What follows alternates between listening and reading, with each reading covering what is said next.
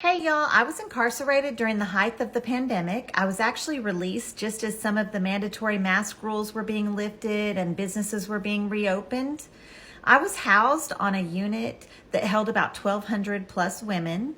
And yes, COVID was very active where I was. We had a large percentage of our unit population that caught COVID, staff and inmates alike.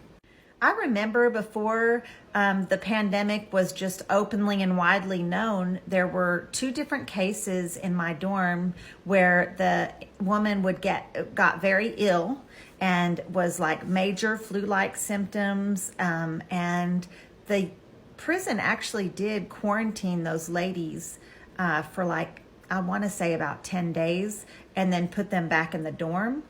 COVID was never mentioned. Nothing COVID related was mentioned. I don't know if the prison didn't know what was wrong with them or they just weren't facing reality, or I really don't know. But looking back, for sure, they were some of the first COVID cases on our unit.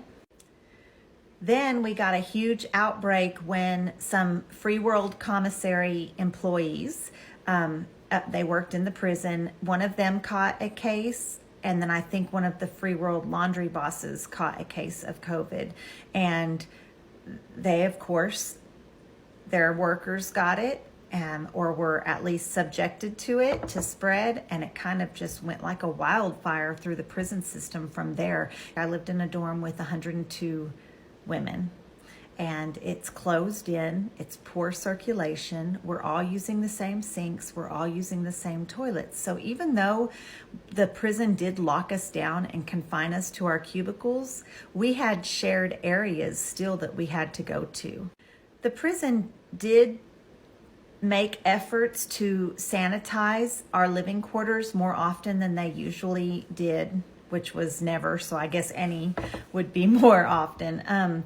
They had people come in with like bleach water in these little spray things like you would see pest control people use, and spray that bleach water all around our bathroom areas and sink areas, our showers. They did that about 3 times a day. So they did make efforts. It was a scary time. We were seeing people get sick. We weren't being told anything. Officers were coming in full PPE equipment with masks and paper gowns. It was frightening.